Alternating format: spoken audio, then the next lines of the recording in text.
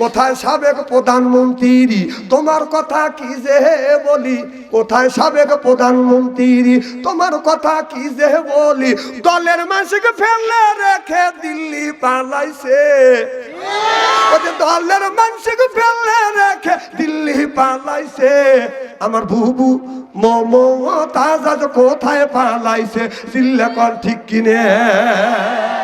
এটা গরু দেখছেন না, গরু গরু বাচ্চা দিলি খোলবুসি দিলিও বাচ্চার কাছে যায়, বাবা ভয় নাই আমি তোর মা আছি।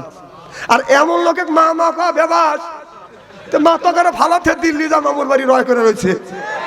তাহলে আল্লাহ বললেন ইমাম বানাও। এদিক তাকান, খুব খারাপ লাগতেছে নাকি?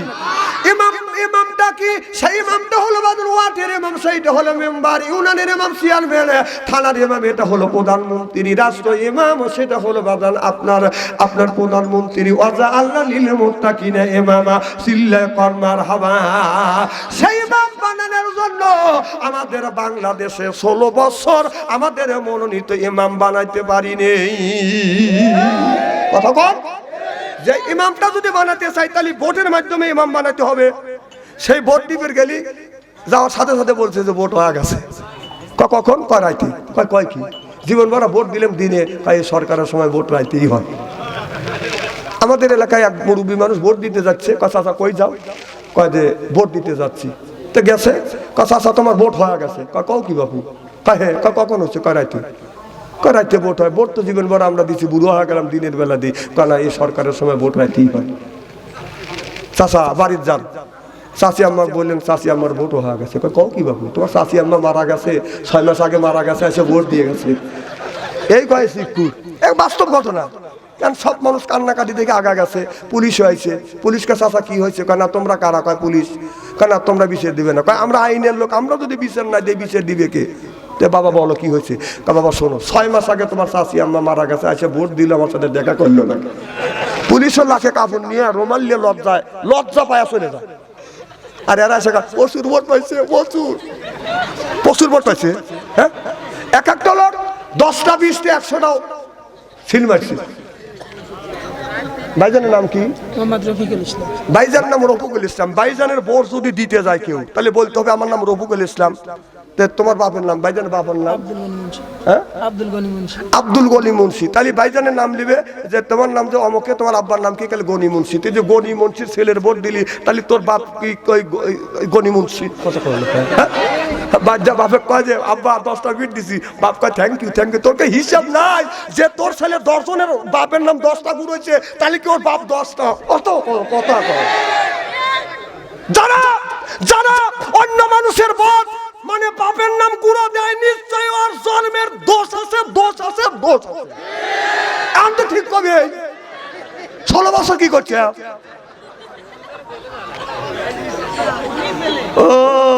জেল যে ভয় খাও, মুসলমানের ইমানদারদের জন্য জেল কাটা সুন্নাতে মুক্কাদা। এ কাম করছি শতবার, 2-1 অ্যারেস্ট করে নাই। আর তোমরা কয়বার খাচ্ছে?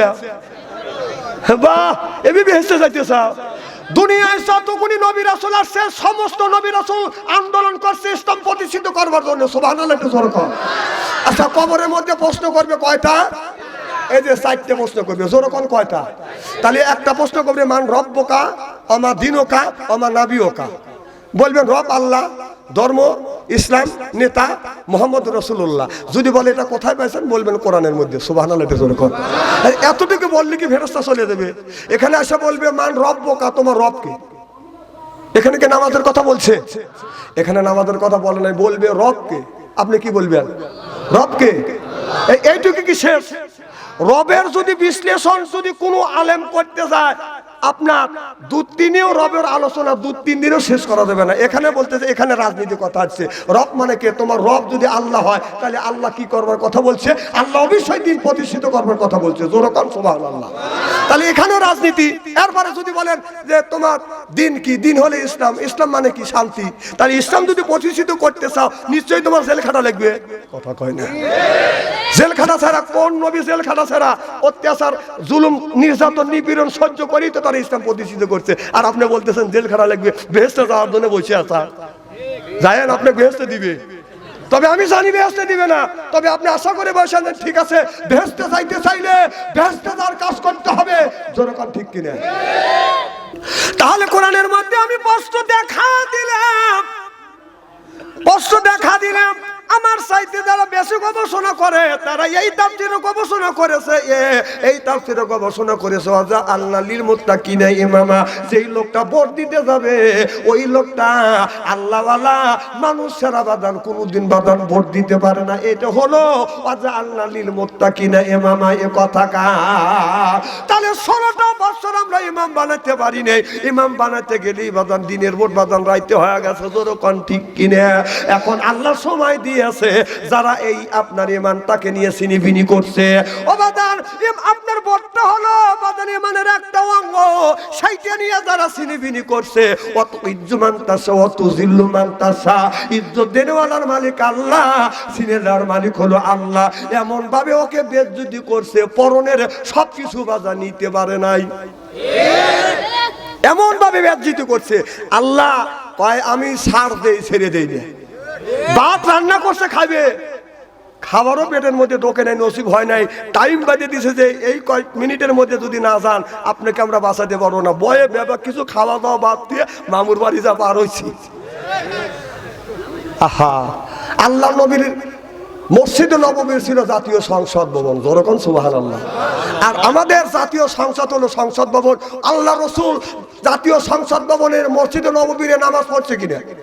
তাহলে আল্লাহ রাসূল যদি ওই মসজিদে যদি জুম্মা নামাজ পড়তে পারে, ওয়াক্ত নামাজ পড়তে পারে, আমাদের এই জাতীয় সংসদে জুম্মা নামাজ চলবে, ওয়াক্ত নামাজ চলবে, এটা আমাদের একটা মসজিদ, দরকার ঠিক কিনা? সেই মসজিদে জাতীয় সংসদ থেকে বাংলাদেশের 20 কোটি মানুষের রিজিক বন্টন হয়, সেই জায়গায় মমতাজের মতন নর্তক দিয়ে নাচে গাওয়া ড্যান্স দিয়ে জাতীয় সংসদটাকে নষ্ট করে ফেলছে। এখন তো ঠিক করতেছেন, তখন তো কিছু কর নাই নাই, সেখানে দেশটাকে সংসদটা নষ্ট করে ফেলছে। ওই সংসদে ঢোকার সাথে সাথে কোরআন তেলাওয়াত করে পবিত্র ধুইয়া লয়া, ওই সংসদ পবিত্র করে সুন্দর করে পানি দিয়ে ধুইয়া কোরআন তেলাওয়াত করে পবিত্র করে ওখানে সংসদ ভবন চালু করে লাগবে। তাছাড়া সংসদ পবিত্র হবে না, কারণ মমতাদের মতন একজন সতী নারী ড্যান্স দিয়ে গান গেছে, উল্টো পাল্টা কয়া শুনছে আর হাতে তালি দিছে। সেই গানটা কি বলবো একটু? আমার বুহুবু, হে মমতা জান নাই, আমার বুহুবু মমতাজ কোথায় পালাইছে, এই আমার বুহুবু মমতাজ কোথায় পালাইছে, উল্টা পাল্টা নাচ দেখাইয়া সংসদ নষ্ট কইরাছে, আমার বুহুবু মমতাজ কোথায় পালাইছে। ও যে কোথায় রইলেন কাদের কাকা কামরুল ইসলাম হাসান দাদা, কোথায় রইলেন কাদের কাকা কামরুল ইসলাম হাসান দাদা, আবু সাইদের রক্ত নিয়া হুলি খেলেছে, ও যে জনগণের রক্ত নিয়া হুলি খেলেছে, আমার বুবু মমতাজ কোথায় পালাইছে। কোথায় সাবেক প্রধানমন্ত্রী, তোমার কথা কি যে বলি, কোথায় সাবেক প্রধানমন্ত্রী, তোমার কথা কি যে বলি, দলের মানুষকে ফেলে রেখে দিল্লি পালাইছে, দলের মানুষকে ফেলে রেখে দিল্লি পালাইছে, আমার বুবু মমতাজ কোথায় পালাইছে, চিল্লাকন ঠিক কিনে। এটা গরু দেখছেন না, গরু গরু বাচ্চা দিলি খোলবুসি দিলিও বাচ্চার কাছে যায়, বাবা ভয় নাই আমি তোর মা আছি। আর এমন লোকে মা মা কা বেবাস, মা তো করে ফালাতে দিল্লি যা মামুর বাড়ি রয় করে রয়েছে। হ্যাঁ, আবার আসবি, ধ্যান কি কয়, আবার আসবি, আসবি না আনবে, আসবি, ও আসবে মরবের লেগে আসবে। ও যে কাম করে গেছে, ওকে কম করে যদি ফাঁসি দেয় 3500 বার ফাঁসি হবে ওর। আবার শ্বাসতলা বসে চা খায় আর কয় মা আসবে, মা আসবে, তোর মা মরবে লেগে আসবে, তোর মা আরো তকারে মারবি, কারণ এদিক টাকার 5 তারিখে তো মা পলাইছে, এই এদিক টাকার টাকা, আরে টাকায় না এদিক টাকা, সিয়েরা কি একবারে খারাপ নাকি? 5 তারিখে তোর মা তো পলাইছে, আবার এই ফেব্রুয়ারি মাসে, এই ফেব্রুয়ারির 1-2 তারিখে উনি ঘোষণা দিছে উনি ছাত্রদের উদ্দেশ্য জাতির উদ্দেশ্যে ভাষণ দিবে। যেই কথা শুনছে তখন আবার বাড়িঘর ভাঙচুর শুরু করে দিছে। এর মানে কি তা জানো? এর মানে হলো তোর মা চিন্তা করছে এই মা ভালো কাজ করার লেগে চেষ্টা করছিল, কিন্তু ওর পরিষদটা ওকে ভালো থাকতে দেয় না, ও খারাপ কাজ করাইতে বাধ্য করছে। চিন্তা করছে তোদের লেগে বাংলাদেশ ছাড়ছি, তোরা বাংলাদেশে জানি শান্তি ঘুমোতে না পারিস সেই ব্যবস্থা করবো। যে আবার বাড়ায় অবৈধ বাড়ি খাওয়াইছে। আবার এখন চিন্তা করতেছে এই ওয়াতে ওয়াতে ও সাল বলছে কয়টা আছে ওয়াতে ওয়াতে, মা বলতেছে যে আমি 24 তারিখে আসবো, 24শে মার্চে আসবে। আর মানে হলো ওয়ার থেকে যেগুলি বের হবে ওগুলিকে গুড়ি খাওয়াইবি। ও বাবা খালি কথা খেলা হবে, খেলা হবে না। না এই কথা মানুষ কয়দিন শুনবি? এই কাঁধের যে আইতে যাতে উপর পড়ে যায়, হে খালি খেলা হবে, খেলা হবে। আচ্ছা পাবলিক কয়দিন খেলার কথা শুনবে? কথা কর। পাবলিক যখন খেলার জন্য রেডি, আর টাকা দেওয়া পেলো আর মাঠে নাই কি কাদেরই আগে বলাইছে, আবার বলাইছে দাড়ি কেটে পলাইছে।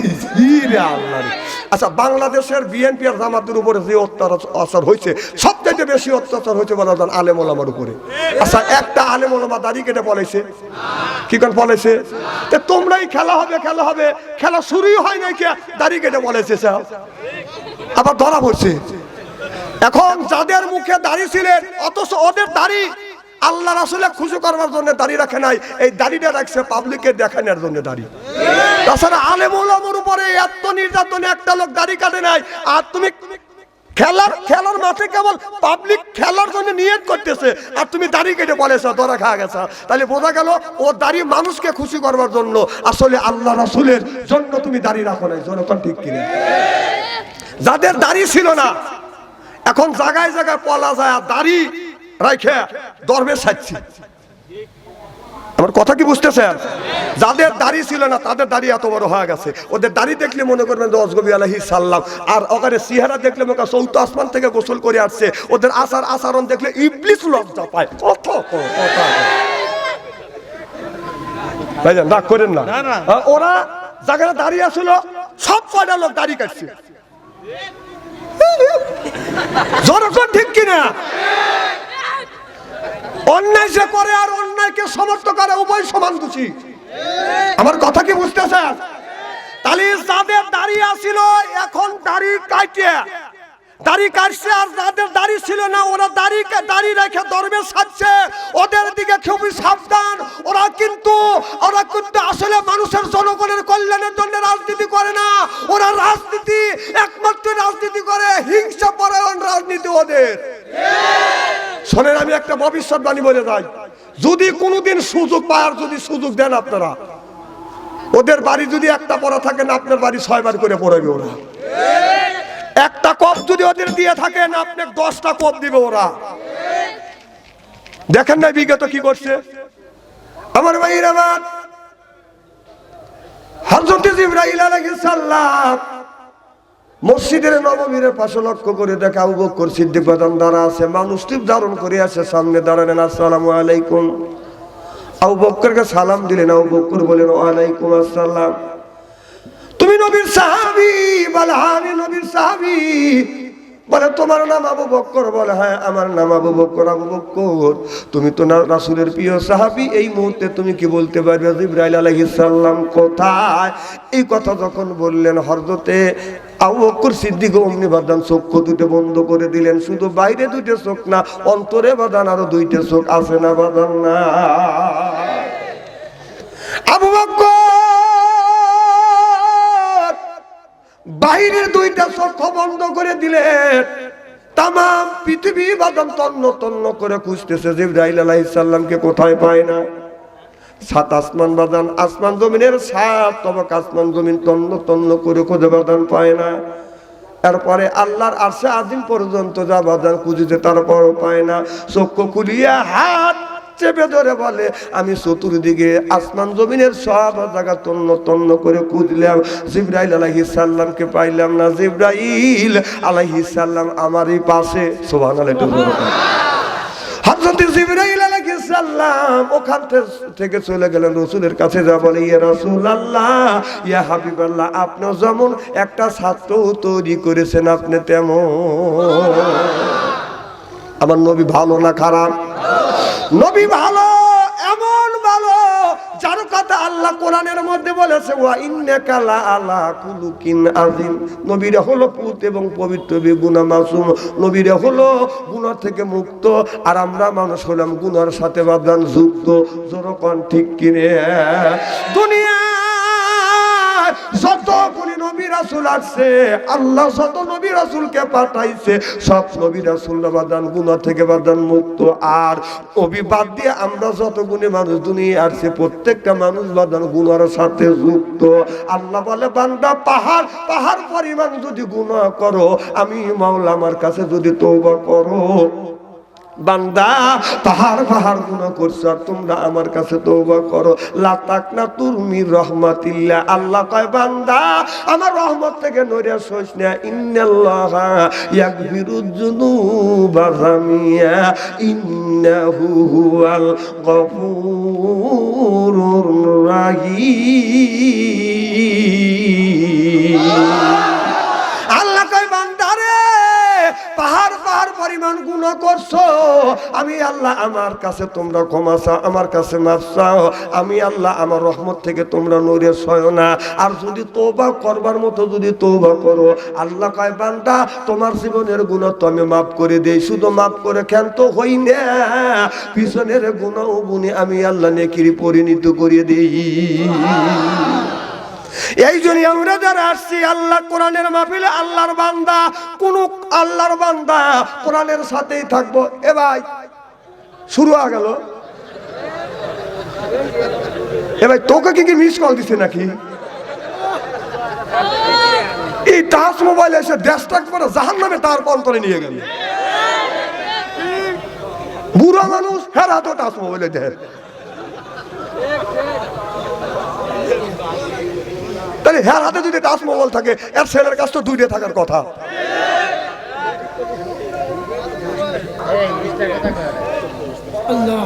খুব কি খারাপ লাগতেছে নাকি? ও আজ আর একটা হচ্ছে, তাই না? আচ্ছা মারহাবা জোরে কর। ও দুইটা মাহফিল, এইটা হলো মাঝখানে, এমুরে একটা এমুরে একটা আছে। আচ্ছা দেখা যাক, আল্লাহ ভরসা, আলহামদুলিল্লাহ বলেন আল্লাহু আকবার। এই জন্য আমি বলবো এ ভাই একবারই চলে যাচ্ছে না, দেন কিভাবে চলে যাচ্ছে, এ গুতো জানি লাগে না রে ভাই। চিন্তা করছে বাচ্চাদের সামনে থেকে উঠে আসছি না ভাবছি। মারহাবা কর আমার ভাইরা, আমরা যারা কোরআনের মাহফিলে আসছি আল্লাহর বান্দা, কোরআনের সাথে থাকবো বান্দা, আল্লাহ নবীর জন্যই কান্দা। এই জন্য হয়ে গেছে আমরা হলাম আল্লাহর বান্দা। আর যারা আমরা আসছি আজ কোরআনের মাহফিলে আল্লাহর বান্দি, আর করবো না কোনোদিন স্বামীর সাথে ফোন দিয়ে কোরআন হাদিসের কথা শুনে বাড়ি চলে যাবো হইয়া আল্লাহর খাঁটি বান্দি। আল্লাহ কয় বান্দারে কোরআন শরীফ ধর, বসে বসে পড়, তারপরে তুই মর, আমি আল্লাহ তুই কি পড়, তোদের জন্য কিয়ামতের ময়দানে বানা রাখবো, তোদেরকে আল্লাহ বলে বানাইয়া দেবো হুরপরিদের বর। এই জন্য কোরআন শরীফ ধরি বসে বসে বাদান পড়ি, মুখে যদি রাখতে পারি দাড়ি, ছাড়িয়ে দিতে পারি নির্বাচনের সিগারেট আর বিড়ি, আল্লাহ কয় বেহেশত দিব আমি, পাও টিপে দিবে হুরিয়া নুরি। জোরকান সুবহানাল্লাহ। ফাদখুলি ফি ইবাদি ওয়াদখুলি জান্নাতি। আল্লাহ বলে বান্দারে ইবাদত করবে তুমি, জান্নাত দিব আমি। সুবহানাল্লাহ কর। মানুষ যখন জান্নাতে যাবে আদর করে করে মোহাব্বত করে করে মানুষকে বাজান জান্নাতে নিয়ে যাবে। যদি আমাদের বাড়িতে বাজান আত্মস্বজন আছে, যদি কোনো কুটুম আছে, যদি মেহমান আছে, আমরা মেহমানকে পাইলে করি বাজান আদর। এরপরে মেহমান বলে হায় রে আমার কদর, পাইরে দেয় বাজান বিদেশি চাদর, আত্মমনে করে হায় রে কদর। এরপরে আনে বাজান খানা, একটা তো ডাকনা সারানা, খাবারের পরে তো দেয় বাজান দই, খায়া তো বাজান হইসই, তারপরে দেয় পেপসি কোকো কোলা, খায়া তো মনের মধ্যে বাজান দেয় দোলা, তারপরে দেয় বাজান একটা পান, খায়া তো আছে মনের মধ্যে গুনগুননি গান, তারপরে খাইয়া কাবলা হাকিমপুরি জর্দা, শরীর তার গামিয়া যায়, বুঝায় আমি বড় মর্দা।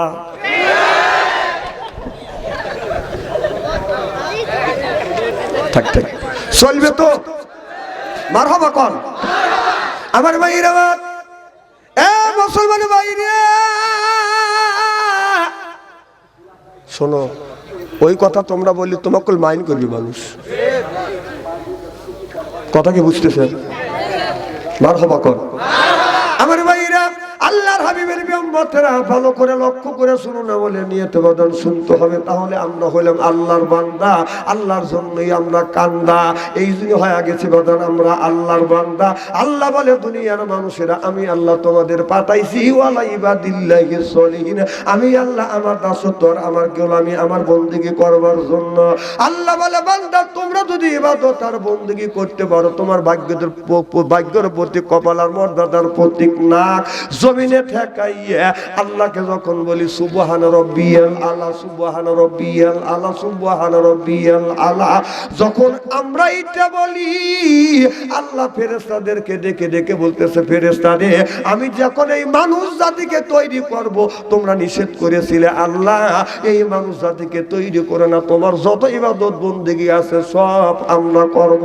আল্লাহ বলে ইন্নী আলামু মালা তাআলামু, আল্লাহ বলে নিশ্চয়ই আমি আল্লাহ যা জানি তোমরা তা জানো না।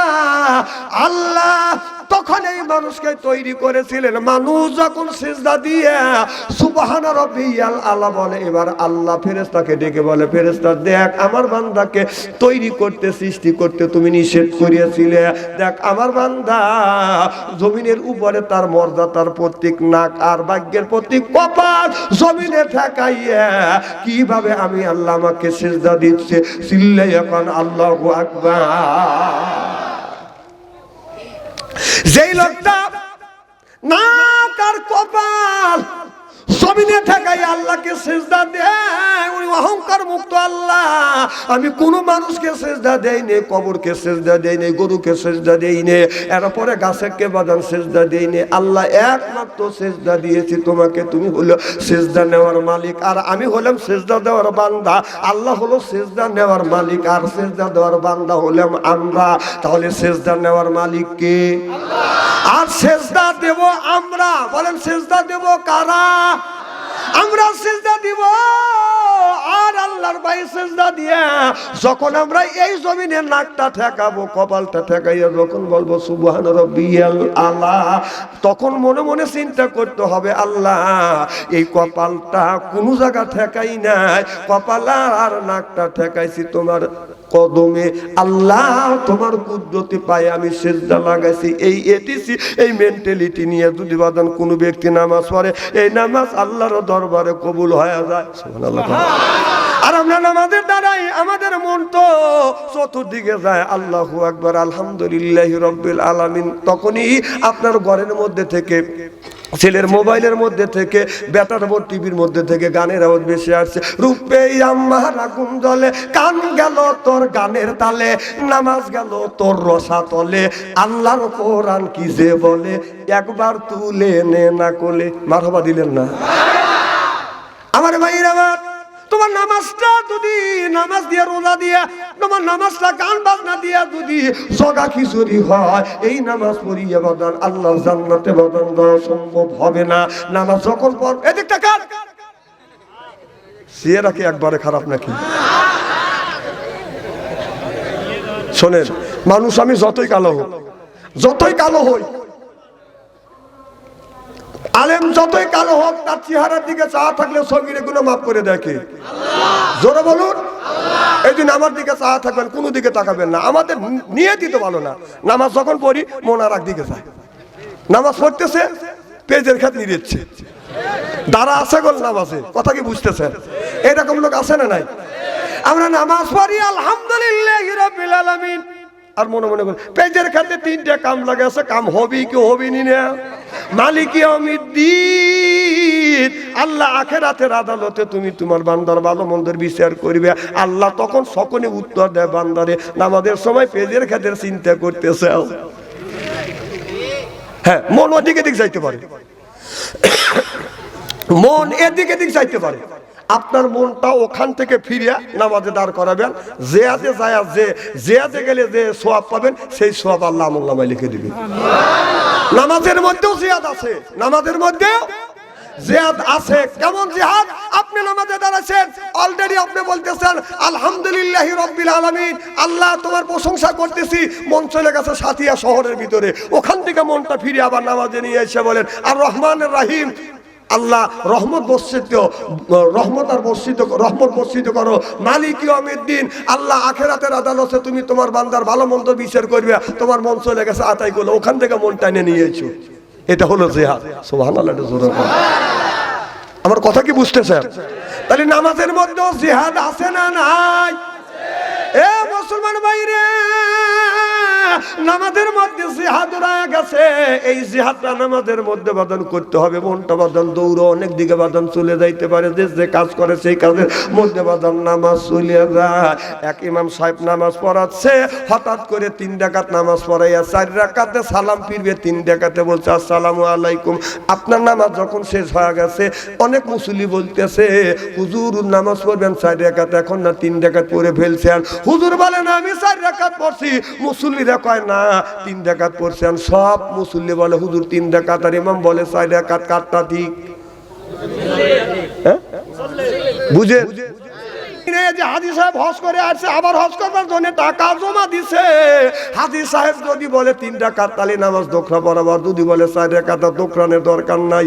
এবার হাজী সাহেব বলেন, হাজী সাহেব বলতেছে হুজুর আমি কি বলবো, নামাজের যখন আপনি নামাজে দাঁড়ান, আপনি নামাজে ওই হুজুর আবার নামাজ পড়ায় সূরা ইখলাস, সূরা ফাতিহার ইখলাস দিয়ে, সূরা ফাতিহা দিয়ে, সূরা কাউসার দিয়ে নামাজ পড়ায়। কথা বুঝতেছেন না? 4 রাকাত নামাজ পড়ায়, 2 রাকাতে পড়ে সূরা ফাতিহা, আর 2 রাকাতের সাথে বাদ সূরা মিলে সূরা কাউসার আর সূরা ইখলাস, 2টা মিলে নামাজ পড়ে।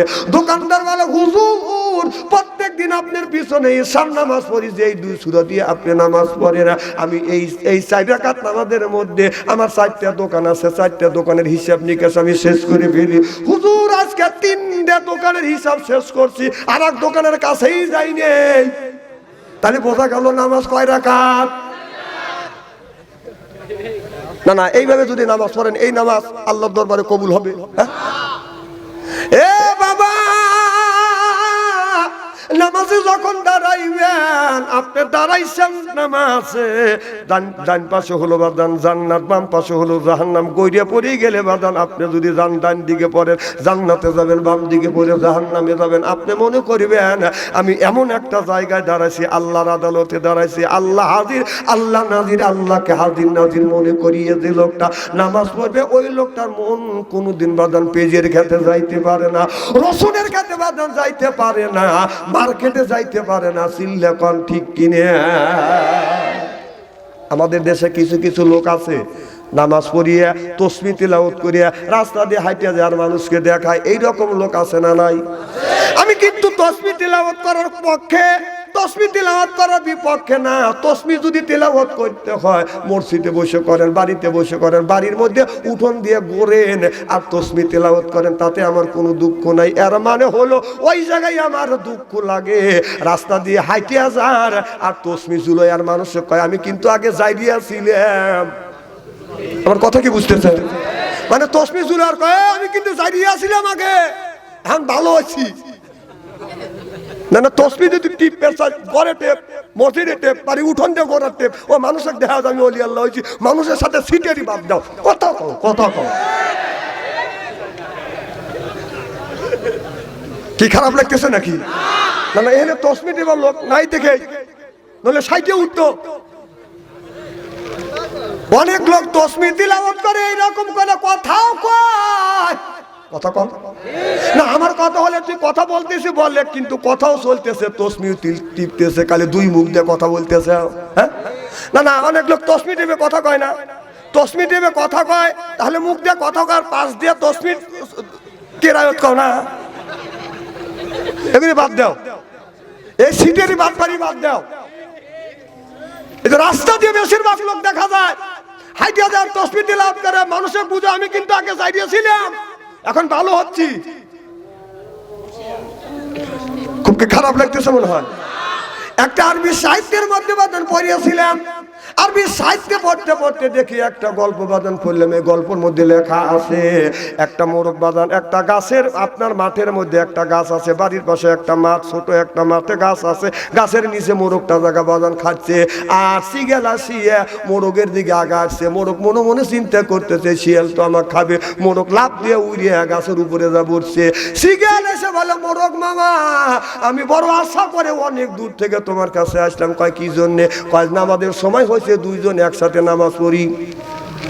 মোরগ বলতেছে, এ শিয়াল মামা নামাজের আগে কিন্তু আগে আজান দিতে হয়। দুইজন নামাজ পড়লে যদি জামাত হয় তাহলে জামাতের আগে আজান দেই। তখন আজান দিচ্ছে cook cook cook cook cook cook. আপনার বাড়ির পাশে চাচা চিন্তা করতেছে আমার মোরগ এরকম চিল্লা পাল্লা করে কে। চাচা মুরব্বী মানুষ লাঠি হাতে করে আসতেছে, দেখি মোরগ চিল্লা পাল্লা করে কে। এবার মুরব্বী আসতেছে, এবার শিয়াল এখন আস্তে আস্তে পাগারের দিকে যায়। মোরগ বলে, ও শিয়াল মামা কোথায় যাও? দুইজন নামাজ পড়লে বেশি সওয়াব হবে না, তিনজন নামাজ পড়লে 70 গুণ সওয়াব বেশি পাবো। ওই যে চাচা আসতে আছে। এবার শিয়াল বলতেছে আমার ওযু নষ্ট হয়ে গেছে।